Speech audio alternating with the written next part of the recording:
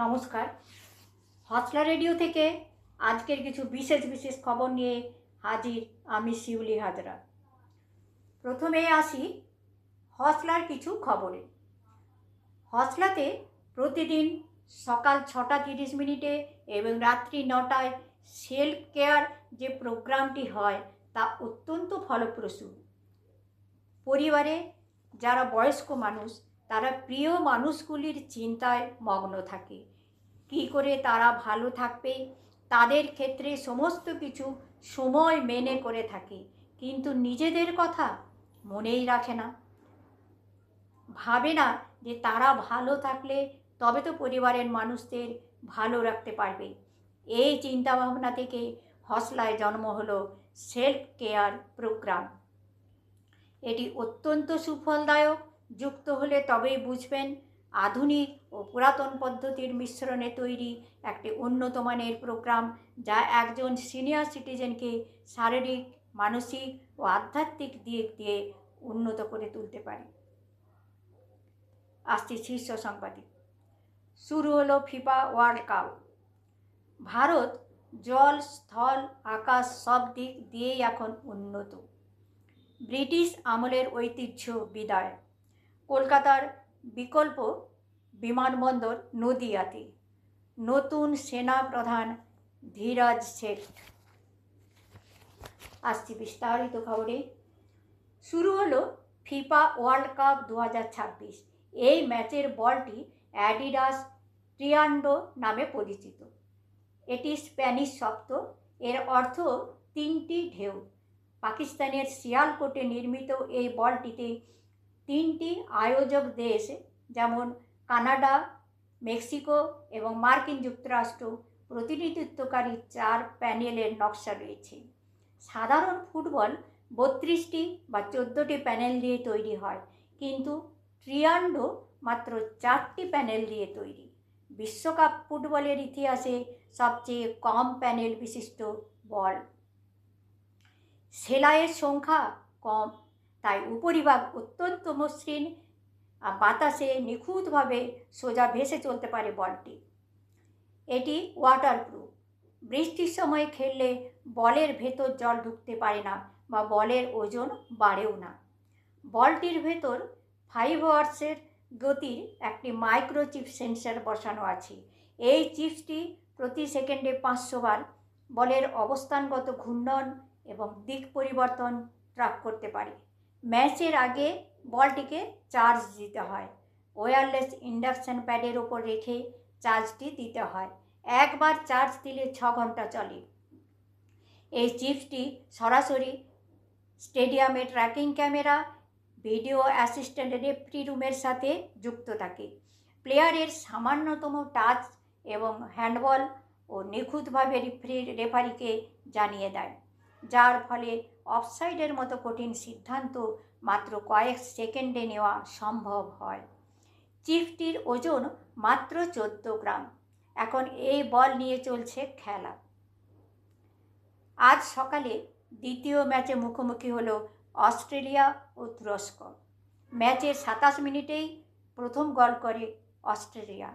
2-0 গোলে তুরস্ককে হারিয়ে নিজেদের জয় নিশ্চিত করল অস্ট্রেলিয়া। ভারত এখন জল, স্থল ও আকাশ সব দিক দিয়েই অত্যন্ত সুরক্ষিত একটি দেশ। INS অরিহাত ও অরিধমান নিয়ে পারমাণবিক নৌবহর বানিয়েছে ভারত। ভারত এখন পারমাণবিক সুরক্ষা বলয় দ্বারা বেষ্টিত। পৃথ্বীর মতো স্বল্প পাল্লা ও অগ্নি সিরিজের মতো দূরপাল্লার ব্যালিস্টিক মিসাইল রয়েছে ভারতের অধীনে। অগ্নি 5 5000 কিলোমিটার দূরে অন্য মহাদেশেও হামলা চালাতে পারে। MIRV প্রযুক্তিতে আজ একটি মাত্র মিসাইল একাধিক বোমা নিক্ষেপ করতে সক্ষম। তাহলে বুঝতেই পারছেন আমরা কত শক্তিশালী দেশে বাস করছি।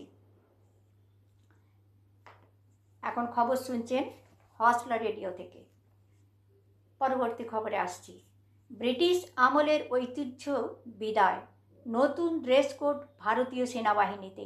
এবার থেকে ফর্মাল কোনো অনুষ্ঠানে গলাবন্ধ কোট বা জ্যাকেট পরতে পারবেন জওয়ানরা। একই সঙ্গে প্যারেডের সময়ে সেনা অফিসারদের সঙ্গে তলোয়ার রাখা নিয়মটিকে ঐচ্ছিক করা হয়েছে। ভারতীয় সেনাবাহিনীর তরফে আর্মি ইউনিফর্মস 2026 নামের 174 পাতার একটি নতুন ম্যানুয়াল প্রকাশ করা হয়েছে। ওই ম্যানুয়ালে ভারতীয় সেনার পোশাক সংক্রান্ত সমস্ত নিয়ম বিস্তারিত দেওয়া আছে। আসছি পরবর্তী খবরে। নতুন সেনাপ্রধান ধীরজ শেঠ। সীমান্তে শত্রু বাড়ছে আড়ে বহরে। এই আবহে ভারতীয় সেনাবাহিনীর শীর্ষ নেতৃত্বে পরিবর্তন। শনিবার প্রতিরক্ষা মন্ত্রকের তরফে দেশের পরবর্তী চিফ অফ আর্মি স্টাফ হিসেবে লেফটেন্যান্ট জেনারেল ধীরজ শেঠের নাম ঘোষণা করা হয়েছে। বর্তমানে তিনি vice chief of army staff হিসেবে দায়িত্ব পালন করছেন।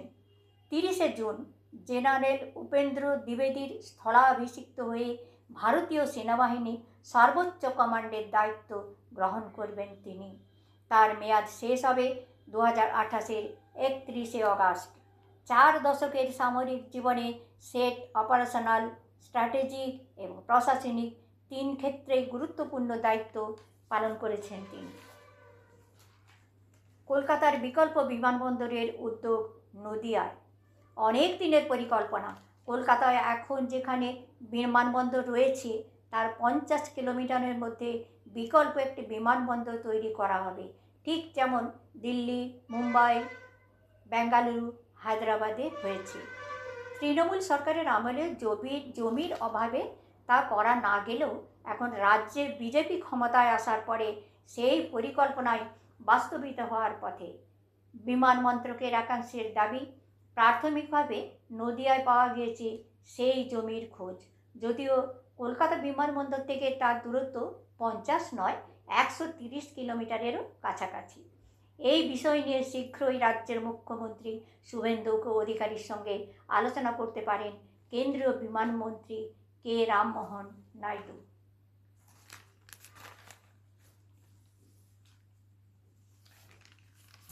আসি এবার খেলার খবরে। পাকিস্তানকে হারিয়ে বিশ্বকাপ শুরু করতে চায় টিম ইন্ডিয়া। ফুটবল বিশ্বকাপের উত্তেজনায় যখন কাঁপছে বিশ্ব, তারই মাঝে মেয়েদের বিশ্বকাপ ক্রিকেটেও হাই ভোল্টেজ ম্যাচ। আজ ইংল্যান্ডের বার্মিংহামে মুখোমুখি হচ্ছে ভারত পাকিস্তান। দুই টিমের কাছে টি-20 বিশ্বকাপে এটাই প্রথম ম্যাচ। ভারত পাকিস্তান মানে বুঝতেই পারছেন আলাদা উত্তেজনা, গরম বিবৃতির ছড়াছড়ি। যেমন মাঠে নামার আগে ভারতের জেমাইমা রডরিগেজ স্পষ্টই বলে দিলেন, এই ম্যাচটা এমনই যে আমাদের বাড়ির ওয়াচম্যানও আমাকে বলেছেন অন্য কারো কাছে হারতে পারেন, কিন্তু পাকিস্তানের কাছে নয়। তাহলেই বুঝুন এই ম্যাচের উত্তেজনা ঠিক কোন পর্যায়ে চলেছে।